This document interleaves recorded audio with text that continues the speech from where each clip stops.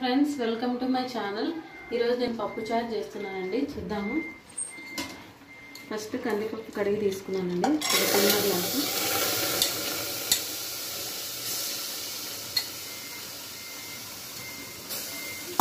ఇందులో కొన్ని వాటర్ వేసుకున్నాను.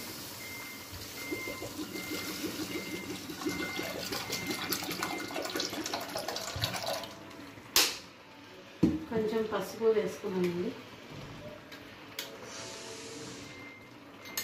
ఆయిల్ వేసుకొని 3 విజిల్స్ వచ్చేంత వరకు బాగా ఉడికించుకున్నామండి కందిపప్పుని. చూడండి, మన పప్పు బాగా ఉడికిపోయిందండి. ఇప్పుడు ఒకసారి మనం పప్పు గుత్తితో బాగా కలుపుకుందాము, ఇంకా మెత్తగా. ఇప్పుడు ఇందులో మనం ముందుగా నానబెట్టుకున్న చింతపండు పులుసు వేసుకున్నామండి. అలాగే ఇందులో ఆనియన్స్, టమాటో, కొంచెం పచ్చిమిర్చి, కొంచెం కరివేపాకు వేసుకొని కొన్ని వాటర్ వేసుకొని ఇంకొక విజిల్ పెట్టుకున్నాము.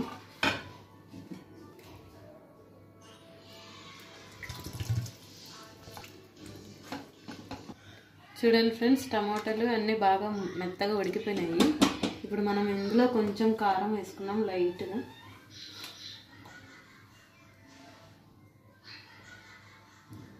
అట్లాగే ఒక చిన్న ముక్క బెల్లం వేసుకున్నాము టేస్ట్ కోసము. 2 మినిట్స్ బాగా ఉడికించుకున్నాము దీన్ని. తర్వాత పోపు పెట్టేసుకున్నాం. కొద్దిగా సాల్ట్ కూడా యాడ్ చేసుకున్నాం ఫ్రెండ్స్.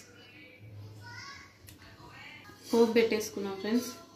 ఇందులో కొంచెం ప్యాన్ తీసుకొని కొంచెం ఆయిల్ వేసుకొని, ఆయిల్ హీట్ ఎక్కింది. కొంచెం ఆవాలు, కొద్దిగా జీలకర్ర,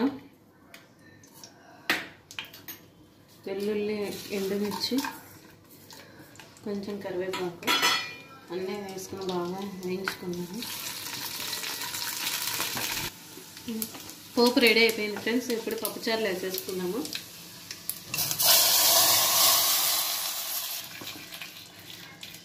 కొంచెం లాస్ట్లో కొత్తిమీర కూడా వేసుకున్నాము. 1 నిమిషం పాటు అలా ఉడికించి ఆఫ్ చేసుకుంటే మన పప్పుచారు రెడీ అయిపోతుంది. చూడండి ఫ్రెండ్స్, వేడివేడి పప్పుచారు రెడీ అయిపోయింది. ఇది మామిడికాయ పచ్చడి కాంబినేషన్తో చాలా బాగుంటుంది. నేను అది కూడా మీకు నా వీడియోస్లో అప్లోడ్ చేస్తాను, చూడండి.